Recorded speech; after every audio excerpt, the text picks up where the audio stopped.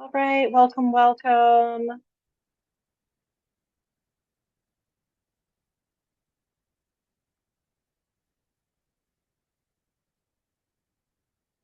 Give me a thumbs up if you can hear me, if you can see the screen.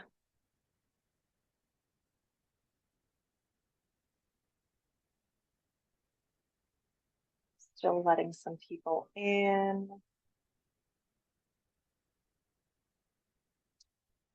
All right, well, I'm going to get started here. I'm sure more folks will join, and I'll do my best to let them in without interrupting the flow too much. So welcome everyone to the Source Service Scholar Program Information Session. My name is Lydia Hickey. My pronouns are she, her, hers. I'm Source Assistant Director. My colleague Janae Johnson is here as well. We'll be both presenting today. We are the program leads for the Source Service Scholars. Our goal is to give you an overview of what this program is about, what you can expect, and the application process. We'll also make sure that we do have some time at the end for some Q&A. If you're registered for this session, that means that we have your email, so we'll make sure that we follow up and send you the appropriate documents and recording later on. Still a fair bit of folks joining, so I'm just checking the participants here. All right, so with that, we'll dive in. So our agenda for today. So we'll give you a little bit of an introduction to Source, who we are, how we operate, and our community engagement principles. We'll give you an overview of the SSS program. We'll talk about the individual projects that are available that you can apply for, the student expectations and responsibilities for this program, about the application, and then time for questions. So about Source. Sorry, as people keep coming in, I'll keep adding them. So about Source, we are the Community Engagement and Service Learning Center for the 3 graduate level health professional schools. So that means the schools of public health, medicine, and nursing. So our goal is really to engage the Johns Hopkins University health professional schools with Baltimore communities and mutually beneficial partnerships that promote health and social justice. We do across Baltimore City work with over 100 community-based organizations. Today we'll be focusing, and for this program, we're focusing on just 12 of those. We'll get into that a little bit more later, but we do have over 100 partnerships with community-based organizations and rising. Our values include reciprocity, justice, service, and collaboration. And you'll see those values woven throughout how this program is built. And we'll definitely do our best to call that out when we've made a specific programmatic decision based on those values. So our principles of community engagement. So this is how we build our partnerships and how we practice service learning. So between Source, Johns Hopkins University, and our communities that we partner with in community-based organizations, we always want to have shared vision and values, mutuality and respect, transparency and communication, shared decision-making, and commitment. Critical service learning is really at the heart of this program. So we do want to kind of do a brief introduction if this is the first time that you're hearing that language. So critical service learning at its core has these 3 components: social change, shared vision for project goal, authentic relationships, relying on others and acknowledging their full humanity, essential to the shared work, and redistribution of power, creating flat spaces, co-creating structures that value multiple knowledges and experiences. So this is one of those scenarios where it doesn't matter that you're at the prestigious JHU, it doesn't matter how many letters are after your name. We value the community knowledge as just as, if not more important in these environments. The SSS program.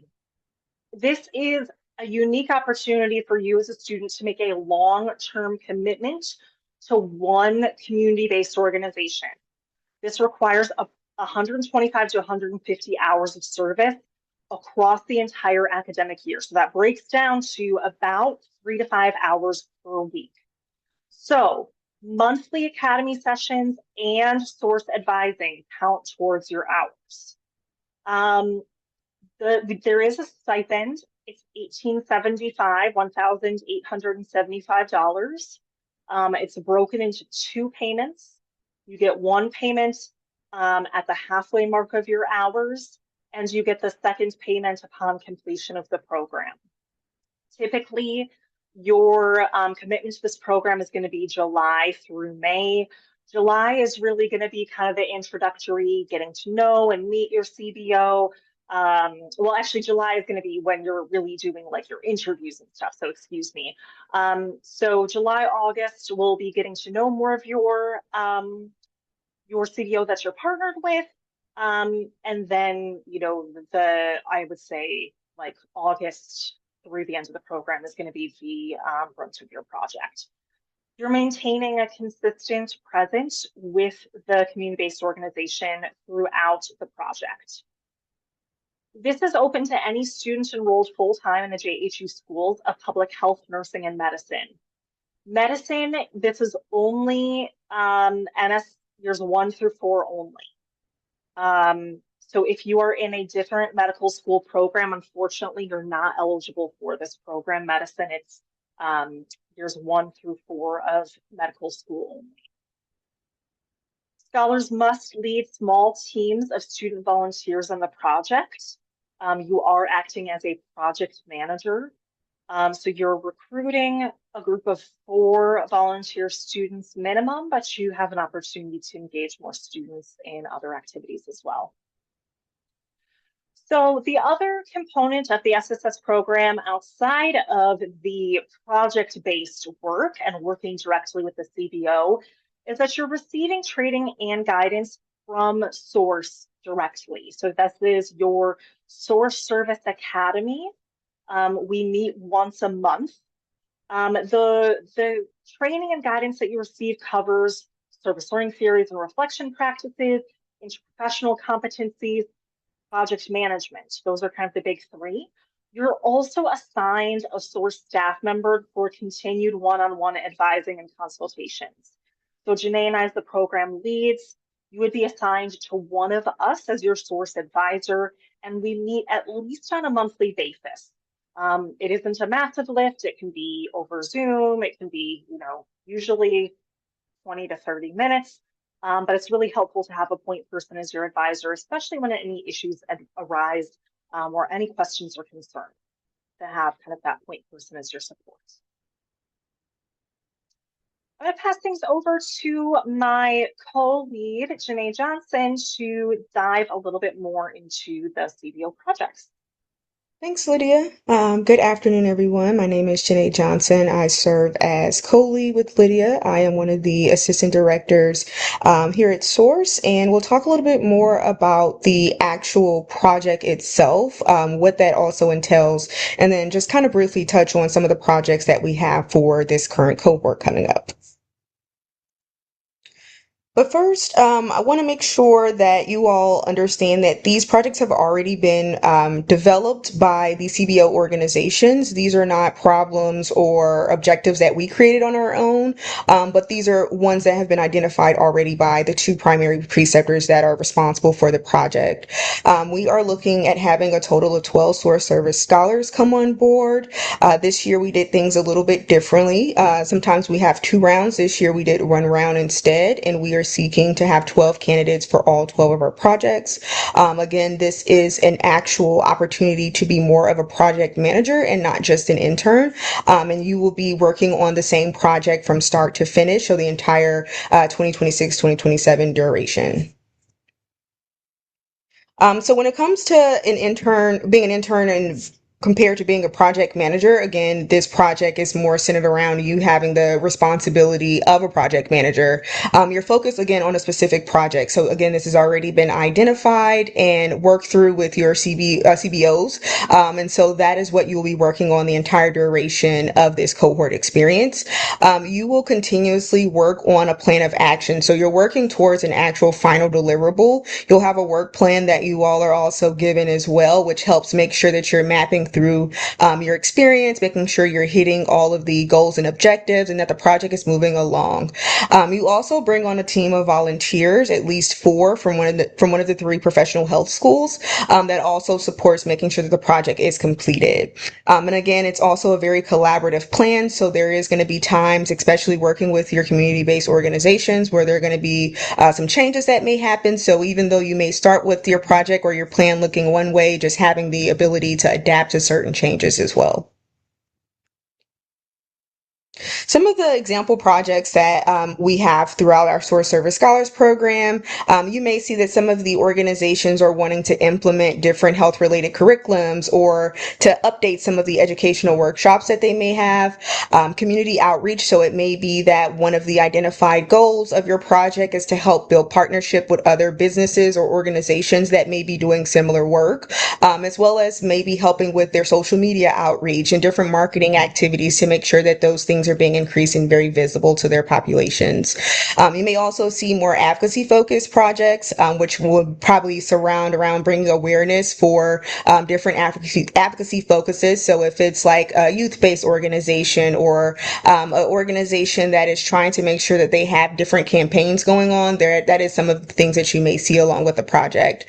Program design. So you may see that sometimes organizations are at capacity and they may not have the bandwidth at the time to create new programs that they've been wanting to do. And that is what some of the projects actually implement, is carrying out some of those new projects that need to have happened. And you also may see service extensions projects, which not just designing a new program, but actually helping to improve or extend different programs that actually already exist within the organization. So that may be adding more volunteers, adding more different opportunities, and just making sure that the sustainability of current projects are continuing. So here's a list of the projects that we have, the 12 projects this year. You can actually read about them more on the application page as well as on our source website, where we have a more detailed breakdown of each of these projects. But I'll kind of just give you all like a brief overview of each. We have Asili Women's Enterprise, which we call EWE. This is a project with the clothing assistants changing environments, which is something that a new program that they have been trying to implement as well. So again, going back to what I just talked about on the previous slide, there is a lot of room for organizations to be able to implement new programs through the Source Service Scholars program or sometimes continuations. We have the Baltimore City Department of Social Services. They are working towards AI integration in some of their departments and building the capacity to make sure that these things are being utilized throughout not just certain parts of social services here in the city, but across all the departments that they have here. And this would be a new program adoption as well. Black Yield Institute is more so developing programs that already exist. So they're looking to make sure that they're increasing like their numbers in volunteer engagement, membership launch, and so forth. We have CASA of Baltimore, which is also looking to implement not a new program, but trying to really redevelop existing programs. So helping with organizational capacity, making sure that like case assignments are being equitably split across the load of the CASA of Baltimore representatives. Then we have Elevate Baltimore, which is kind of an in-between project. It is something that is a continuation within the organization, but also something new. They are working on reimagining their after schools program. We have Erica, who is also working on a new initiative as well, which is trying to make sure that vision and access and health programs are increasing for their immigrant populations that they're serving. Heart Smiles is working to develop their human resources department, which again is a organization and project that already exists, but just looking to kind of flesh things out more. You see with Intersection of Change, which is also known as Jubilee Arts, they are also working on increasing their community engagement and increasing their marketing strategies as well. Next one up, who is also working on evaluating one of their programs. So again, not anything new, but helping towards the development of continuing programs. And then Parks and Peoples, who is also working on something new, which is trying to get more of their alumni feedback so that they can also utilize that towards sustainability and be able to have different funding opportunities. And then last but not least, we have Thread, who is also working on strengthening one of their current community engagement partnerships that they have with the focus being youth advocacy. So when it comes to these projects, again, you're not essentially an intern, but you're a program manager, but you will not supported throughout this project. Your CBOs also have two point of contacts at the organization. The reason that we have two point of contacts is so just in the event that your primary point of contact, something happens, you'll see oftentimes with community-based organizations, there can be very sudden changes, especially since a lot of the things happening with the administration. So we want to make sure that you have at least two points of contacts there to support you at the organization at all times. They will, of course, kind of help you oversee the project. We want you to also not just know those two individuals at your organization. We want you to, of course, make networking and alliances with different members of the organization as well, but those two should really be your point person to make sure that you're navigating throughout the project the entire time. Your CBO point of contacts will also go through trainings as well. They have also received this information, so they'll do some online modules for us to just make sure that they're also getting trained in a lot of the critical service learning pedagogy that we have. You're also going to be responsible for, like we said earlier, recruiting and managing at least 4 volunteers over the term of your project. It does not have to be throughout the entire duration. We know that you may not need volunteers at every point of your project, but at a certain point, you're going to have to identify when are you going to need volunteer support, and it does have to be at least 4 volunteers amongst the 3 professional health schools. You'll also work on completing a mid-year and final evaluation to just kind of be able to know a little bit more about what is happening within the Source Service Scholars program, how we can also improve our processes and programmatic services. You'll also be responsible for verifying for logging your service hours. So that is something you'll do through Hopkins Engage, which I'll talk about in a couple of slides as well. And then also remaining flexible, again, to any reasonable changes that may happen throughout the program. Again, you'll see a lot of times with our community-based organizations, you just have to kind of be very open to any changes that can happen at any time. So you as a Source Service Scholar, you will also be expected to attend all Academy sessions. We actually included those dates for you all on the application as well. And if you are selected to move forward with the cohort, we'll make sure that you all know all of the dates well in advance so that you can start marking those off. It's very highly important that you all are at every single Academy session. So we really try to make sure that you all don't even have to rely on doing a makeup session, but it's very imperative as this is helping towards your training and development so that you are understanding the critical service learning pedagogy as well too. You'll also complete, just as your preceptors, you'll complete online modules and you'll do reflection and reading assignments associated with the Source Service Academy. These assignments will be given as pre-work. You'll also have some of this work throughout your entire year with us. So it's kind of not like a continuing. It's not just like you're just going to do pre-work, that's it. But no, we're going to constantly be reading different things. You're going to constantly be doing different reading assignments and reflections as well, just to make sure that you're getting that development piece and not just going in to the CBO sites and then doing the project, but not having that background and that foundational lens as well too. You'll also be responsible for regularly logging your hours on Hopkins Engage. Again, you'll be responsible for the 4 volunteers. You'll be making sure you're managing them from the 3 professional health schools. You'll regularly be meeting with myself myself or Lydia as your source advisor. Throughout the cohort experience as well, we meet on pretty much a monthly basis. We take a few months off, like December and just things like that during like the holidays, but you meet with us on a pretty consistent basis. And of course, you're free to meet with us beyond just the one time a month as well too.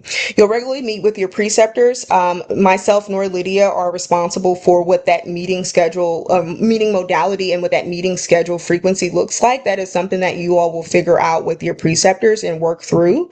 And then as well as the mid-year and final evaluation is something that you'll also do to kind of give us some more assessment data that we'll need to make sure that any programmatic changes and processes that need to be taken and implemented, we can do so. And then of course, just remaining flexible to any reasonable changes that you may see within the program.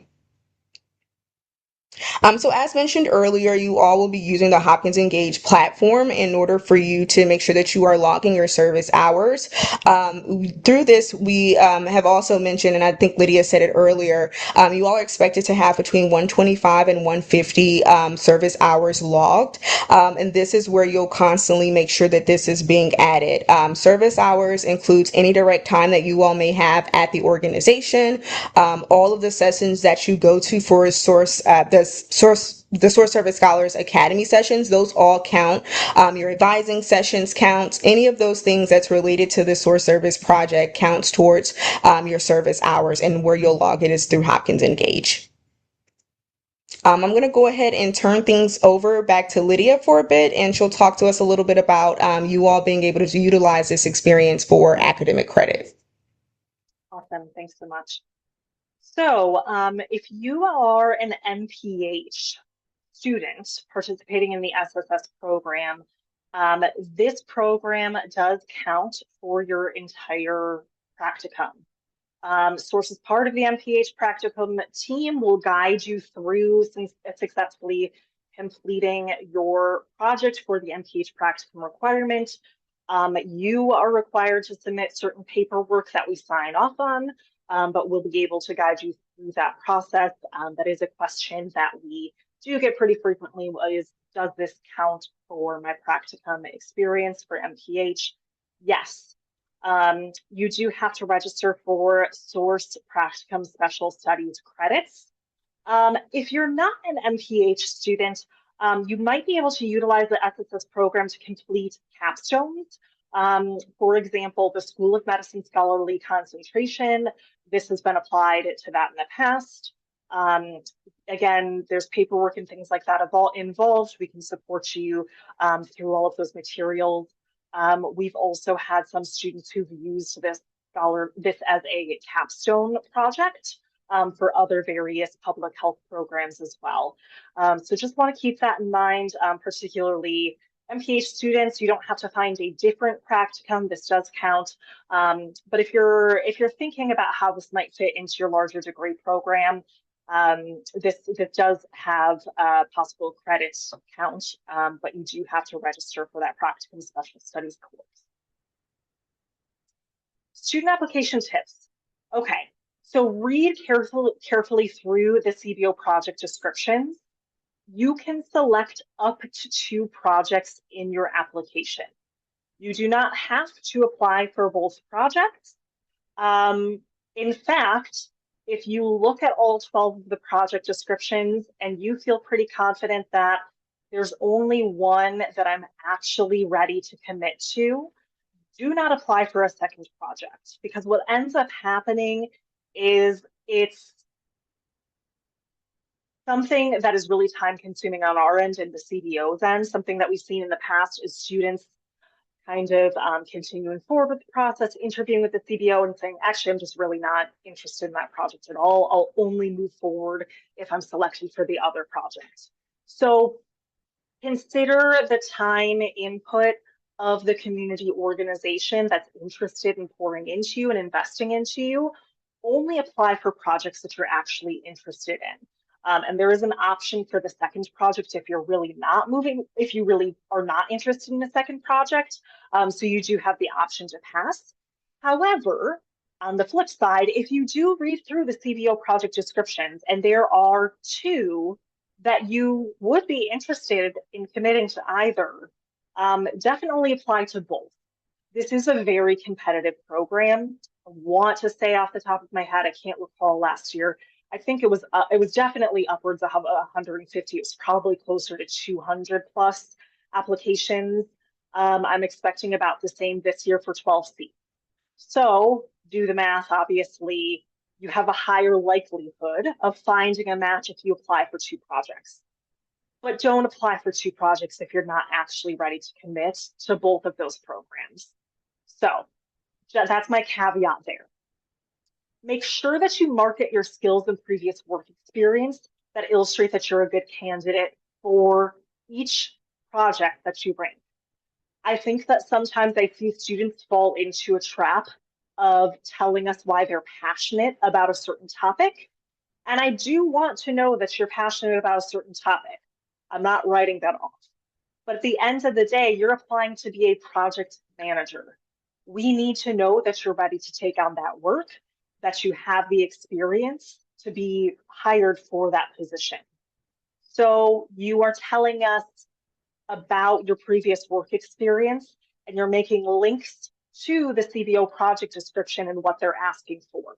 So make it really, really clear for us, make those ties very clear about what in your resume makes you qualified to do this work. Eligibility, you must be admitted and registered for courses in BSPH, School of Nursing, or School of Medicine. Again, School of Medicine is years 1 through 4, medical program only. You do have to be admitted and registered starting this fall.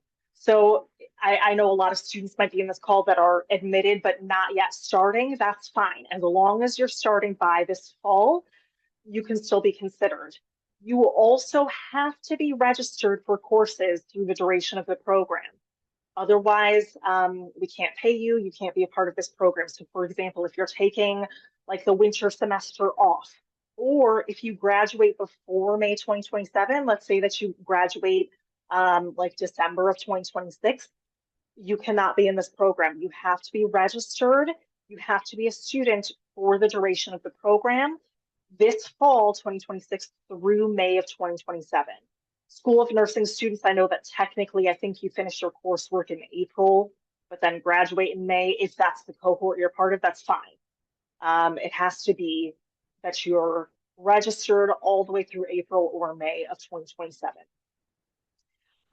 We do ask that you are located in Baltimore or the greater Baltimore area. All projects for Source Service Scholars do require either fully in-person or hybrid work arrangements. So you would need to be able to be accessible and in the city for those projects. Additionally, our Source Service Academy sessions, half are in person, half are half are in person, half are online. The ones that are in person, we do not offer them hybrid. You will not be able to join from another location. So just want to make that clear that if you are a fully remote student that's not in the greater Baltimore area, this program will not be for you. Student application timeline. So the application is currently open. Monday, June 22nd by 11:59 p.m. is the deadline. So you do have about 12 more days to apply for your specific projects. June 25th through July 7th, the internal source team is going to review all applications. What we end up doing is we narrow things down to some of the top most matches for each of the 12 projects. Janae and I will then do brief phone screenings with folks that are going to be moving on to the next round. So we'll be reaching out to you between that June 25th through July 7th window to send you a calendar link to book time for a brief phone call. If you've ever done kind of like an HR screening or things like that before, it's going to kind of be like that. It's not like a full hour-long, 45-minute long interview. It's going to be a brief phone screening. So we do want to make sure that you put that on your calendar. If you move through that stage, then July 7th through July 24th, you'll be interviewing for positions. Some people might be selected to interview for 2 projects if they apply for 2. Many folks will be invited to interview for just 1 project. If you apply for 2 projects and receive an invite to interview for just 1 project, just know that that's the only project that you're moving forward with. So just want to make that clear, is that if you are only invited for 1, you're moving forward for just that 1. So again, that's another opportunity for you to really consider, is this a project that I'm ready to commit an entire academic year to? And if the answer is no, then we need to know that information as soon as possible. So you will work with the preceptors from the community-based organization to schedule time for an interview. Those can be in-person, Zoom, or phone. Preceptors are aware that students might not yet be in the Baltimore City. So if you do need to schedule something that's Zoom or phone only, if you're not in the Baltimore area yet, that's totally fine. But it's a really good idea to start blocking off some business time hours now, that July 7th through 24th window, so that you're ready to accommodate those CBO student interviews. By the afternoon of Friday, July 24th at noon, preceptors will submit their rankings and students will submit their rankings. So students who've gone on to interviews will let us know, this is my first place choice, this is my second place choice. Students who only go on 1 interview still need to submit technically that ranking to us, essentially just saying, yes, I've done my interview and I would like to move forward with this organization if chosen. If you're a student who did 2 interviews and you're doing that ranking, make sure that you let us know if you're willing to move forward with both organizations. Because what's happened to us before is if we've received a ranking of 1, 2, and then a student was actually matched with their second organization, we have had in the past a student then say, actually, I didn't really want to move forward with that second organization. And that can be a tough position to be in, really transparently, if a CBO gets really excited about working with that person. So just be as transparent as possible with us throughout this process, about which organizations you're actually really excited to work with. By the afternoon of Monday, August 3rd, we will be doing our kind of like final matching of student placements, and we will be reaching out to you by the end of business on Monday, August 3rd. Students have that entire first week of August to respond and officially accept their placement opportunities. Wednesday, August 12th is our very first academy session of the year. It is in person only from 5 to 7:30 p.m. at the School of Public Health. So make sure that if you're applying for this program, that you're adding that to your calendar now, so that you're ready to move forward and dive right into that first academy session if selected. All right, so we're going to move into some frequently asked questions first. Janae is going to start out. I'll take over. And then at the end of the frequently asked questions, if your question still hasn't been answered, then we'll absolutely open up the floor to anyone who has an additional question. A fair number of students have been joining this presentation as time goes on. So just want to name once again that we're recording the session. Everyone who has registered, we will email the recording out to. So I'll pass things off to Janae to help us out. Alrighty, thanks, Lydia. And yes, thank you all for sending some of the chat messages. I'm noticing that some of you all are seeing some of the boxes on the screen, but then some of you all aren't. And so we'll make sure, in addition to what Lydia just said, that you all get the recording, that you also get a copy of the slides as well, just in the event that you're noticing it's cutting off part of the slideshow. But we'll go ahead and jump into some of the frequently asked questions. So how and when will the 1,875 stipend be distributed? This will be done in 2 installments. So you actually will will get one when you get to half of your service hours being completed. You actually, after about 62, 63 hours, we will work with our internal source team to make sure that you get your first part of your stipend. And then once you make it to that 125, like 150 mark, we'll make sure that you get your final stipend as well. In addition to the final stipend being released, you'll have a couple of assignments to also turn in. You'll do your final presentation, your final evaluation survey, and so forth. So a few of the other administrative things that will have to be taken care of. But by the end of the project, you'll have the full stipend be released to you. Can I continue as a scholar after the academic year ends? And the answer is no. So the term is only for one academic year, so 26-27. We, of course, welcome you all to stay in contact with your CBOs after this, but as far as a formal SSS partnership, we particularly only have you for this academic year. When will I be signed a source staff advisor and how often will we meet with the advisor? So you'll be assigned one of myself or Lydia as your staff advisor. Once we finish the preparations for who is actually moving on as finalists, and once we have your final rankings and we talk with your CBOs to actually pick candidates, that is when we will immediately give you all a source service advisor as well. You will meet with us, as I said earlier, on a pretty much monthly basis starting in August, except for during like really busy holiday seasons. But again, you're free to meet with us outside of that as well if you have any things that you need support in. Do I have to attend all of the Source Service Academy sessions? And the answer is yes. So again, you all are signing up to be committed not just for working towards the actual project, but also the professional development that goes into it, which is attending all of the Academy sessions.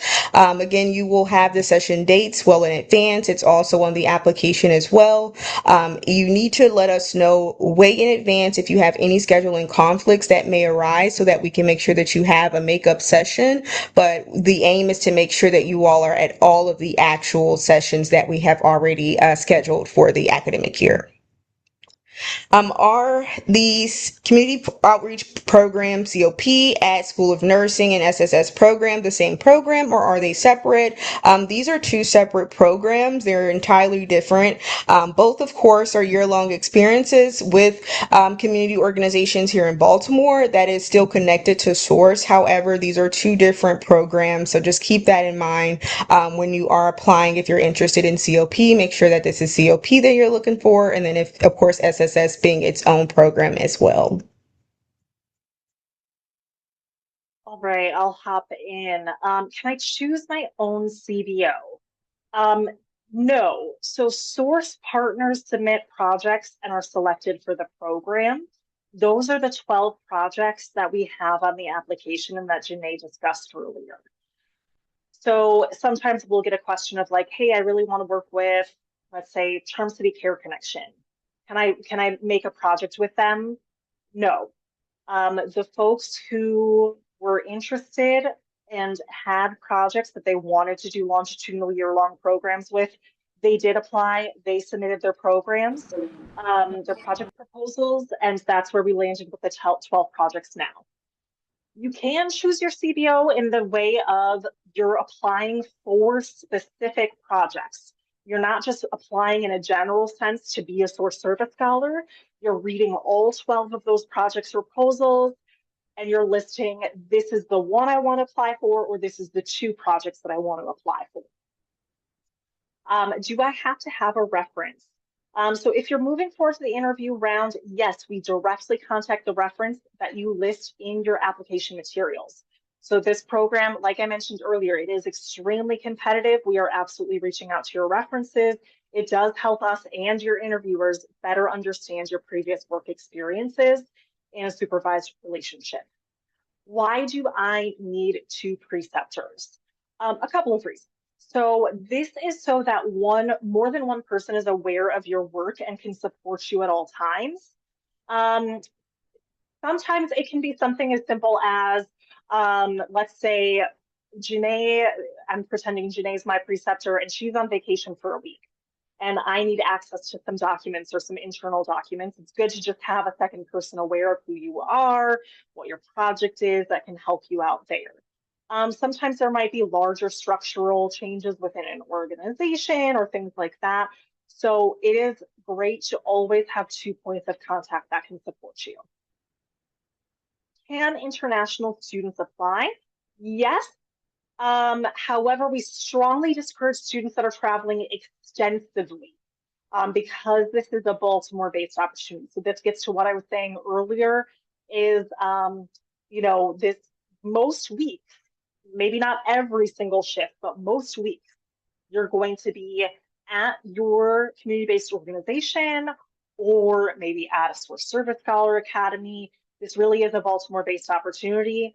So just make sure that you're actually accessible to Baltimore very, very regularly. Do the 4 volunteers have to be from my school? The volunteers have to come from the health professional school. So that means medicine, nursing, or public health. Your source advisor and your CBO preceptors will be helping provide support for recruitment. A lot of that breaks down to what your project is and what the volunteers will actually be doing. That's how you'll determine what recruitment looks like. So, for example, if recruiting a volunteer to do, um, let's say, some detailed program analysis and data analysis, that's going to be really different for how you recruit volunteers versus someone that's going to do tutoring. So it depends kind of what your project is, and all 12 of the projects are different, but you'll work with your you'll work with your advisor to come up with those recruiting strategies and have support in that vein. Okay, so this is where we have some time for other questions. I did get one in the chat. Actually, I've gotten 2 in the chat, so I'm going to go through those first. I'm a master's student in the School of Medicine. Am I able to apply for this, or is it only available for medical students? Medical students years 1 through 4 only, not master's or doctoral students in other degree programs. The reason for that is because that's just the model of how the medical school pays into Source. They only pay us and provision us to work with year 1 through 4 medical students. So that means that it's just not a part of your programming for anything else in the medical school. 2 other questions I've gotten in direct chat. Will we receive assistance with recruiting volunteers? I just went through that. You probably sent this beforehand, so the answer is yes. You will get assistance with recruiting volunteers, and a lot of it is going to be discussed in your advising sessions based off of your project and what makes sense for what you need volunteers for. Also, can we volunteer on the weekend? Mostly no, but sometimes yes. It depends. It depends on your project. A lot of your time working with your organization is going to be during business hours because that's when they're going to be there. But a lot of the projects are hybrid. So there's always going to be times when you're doing things on your own, like maybe you're updating some documentation or you're prepping some slide deck or something like that. Of course, those solo work, to-dos can be done on your own time on the weekend. But I would say most of the things that you're doing when you're working with the organization directly are really going to be during those weekday business hours because that's when they will be open and will be on site. Okay, I covered the ones that were in my direct messages chat. Feel free to drop any others into the whole group chat, or anyone can feel free to come off of mute if there are other questions we haven't covered. Hi, yeah, I have 2 questions. First off, just want to double check and clarify things. So just applicants can be graduate students in public health, um, or that's the School of Public Health. So that does that include Masters of Healthcare or Health Admin students? Correct. Any any programs in the School of Public Health, any programs in the School of Nursing. Okay, great. And then the second question, and sorry if you already covered this, but for references that we submit, I know it was advised that when we're applying that we do that we highlight our work experience for our references. Would it be also best advised if we submit references who can speak to that specific work experience, or references who can just speak to us as an individual? Yeah. I would say that it would be best if you have someone who can speak directly to your work experience. And again, I don't want to write off. I hope I wasn't too harsh when I was saying this, because what we've seen in the past is students falling in the trap of telling us how passionate they are about a specific topic. And that's wonderful. I want you to be passionate, but that can't be the only basis of your application. You are being hired as a project manager, and we need to be comfortable knowing that you have the skills to be a project manager on a specific project that we hire you for. So if you have someone who can speak to those specific skills as a reference, yes, that would be an asset. Thank you. Yeah, thanks so much, Spencer. Yeah, I also had a quick question. My Yeah. name's Claudia. Nice to meet everyone. Are the projects that we're doing, so I don't exactly know how long the source program has been around, and you might have covered in the beginning. This specific program, are we continuing the work of other students at these community-based organizations, or are we initiating new projects? Like, is that like part of it? Great question. Yeah. The source itself, this is our 21st year. Source Service Scholars, I don't know exactly how many years it's been running, but at least a decade, maybe more, actually, at least a decade, maybe more of the time that Source has been here. Yeah. However, we mandate that when CBOs apply and submit proposals, that it is a new project. It's not a repeat. It can't be a copy and paste of what someone's done in the past. However, as you'll notice when you're looking through those project descriptions, you're not necessarily initiating something new in the organization. So it might be a continuation of their program or analysis of some of the work that they've already done. So I hope that makes sense. Kind of yes, no, you're not continuing what a student's done, but you're not necessarily initiating something new for the organization. Read that project description. Each of them's different to determine if it's something that's already a part of the institution or if it's something that they're building out brand new. Does that make sense, Gotcha. Claudia? Yeah, that makes sense. And are a lot of the organizations like they have a source scholar every year, or it's like newer things? Okay.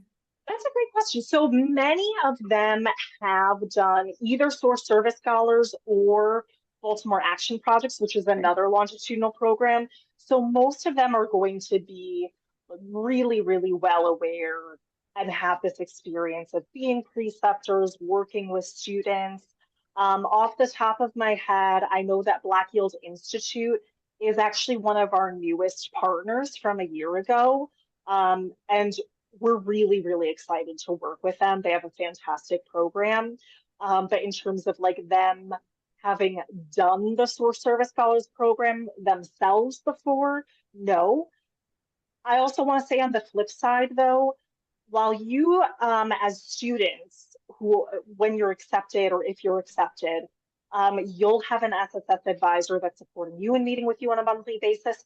We're also meeting with those CBO preceptors on a monthly basis to support them, kind of get checkpoints as well with them. As part of our academy sessions too, 2 of the 8 academy sessions, your preceptors are required to attend with you.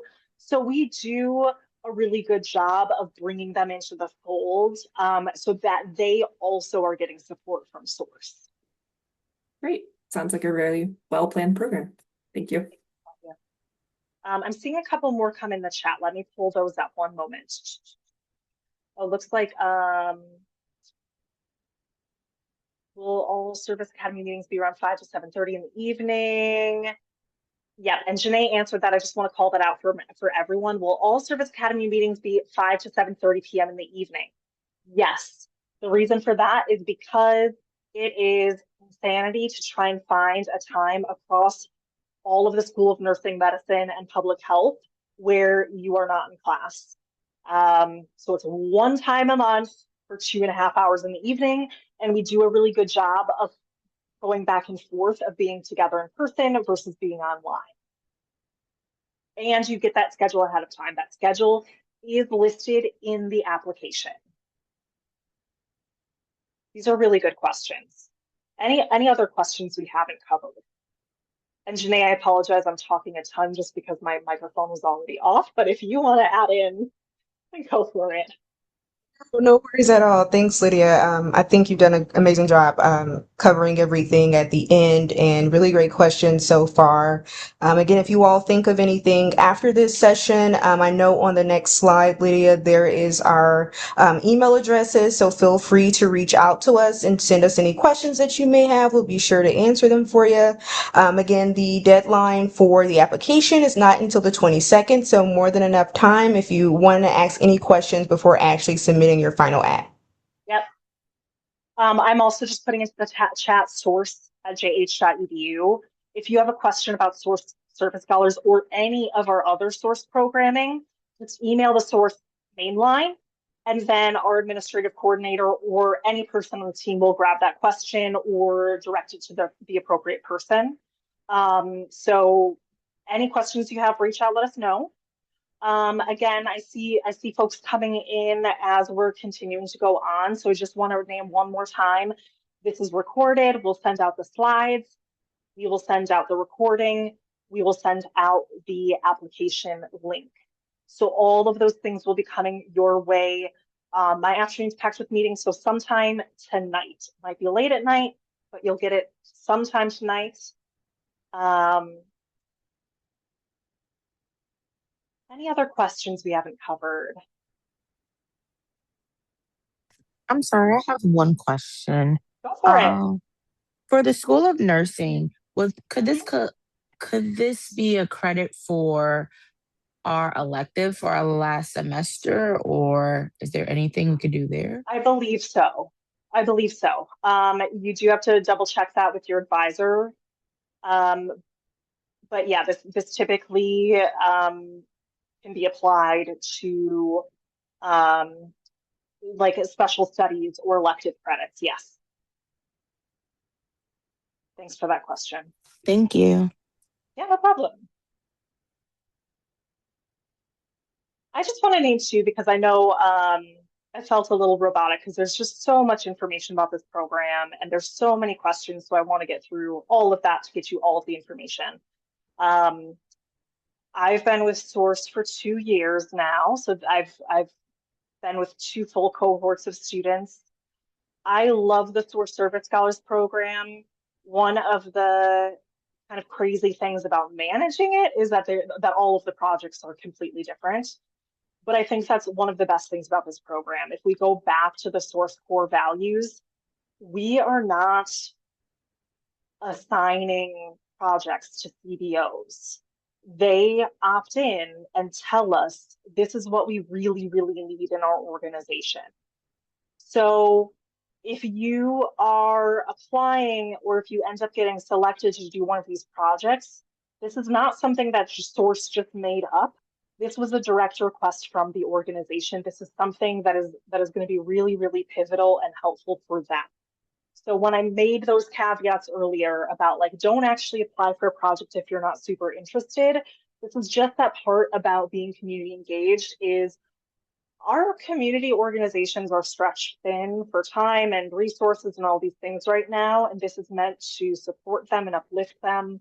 So I never, ever want to take up more of their time than is necessary. So just be as clear with us up front if you're moving forward or not. Any other questions that have come up for folks? Yeah, I had a quick one. Go for it. I think I missed this because I joined late, so I'm sorry about that. But I wanted to ask, is this something that like new projects are going to be coming on throughout semesters, or is this like a one-time a year application? No. This is one time. So these 12 projects are going to be the 12 that stick for this academic year. Perfect. That makes perfect sense. Thank you so much. Yeah, no problem. Thanks, Ellen. And to clarify, we did say in the past we used to do kind of 2 rounds of Yeah. applications. So that might be where some of the confusion is coming from. This time we are doing just 1 full round of all 12 of the project proposals that we're going to carry out through the year.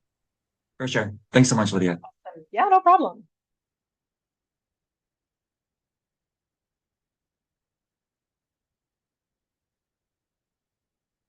Oh, I see one more chat. Did I miss a question? Will the schedule change during terms 3 and 4, or do we make our school schedule with the mind of the CBO in mind? This is a great question. Thank you so much. Your preceptors are told up front. They're very, very aware that your students first and foremost, and that you most of the time do not have control over your schedules at all. Some students do a little bit. I think in public health, they do like a little bit more. Nursing and medicine, you really don't get to choose your schedules, again, depending on program, but CBOs are very aware that it's out of your control.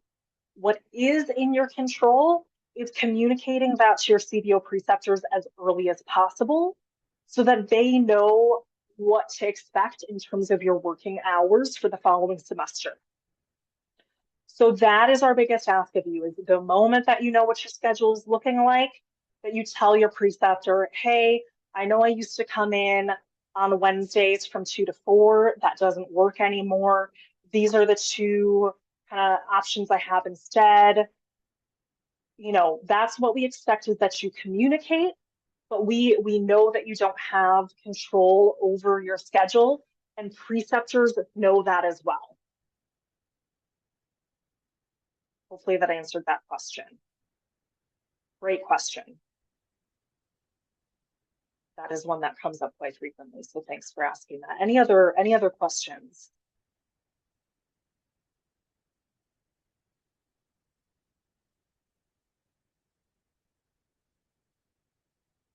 All right, I think I awkwardly paused for long enough. I think I tried to count to 10 in my head. So recording, slides, links for the application are all coming out tonight. If you registered for this session, if you have other questions, you can reach out to Janae and myself directly, or like I said, if you have general questions about Source Service Scholars, but maybe other programs too, just reach out to the Source inbox, and we'll get it answered, or we'll get it in front of the right teammate.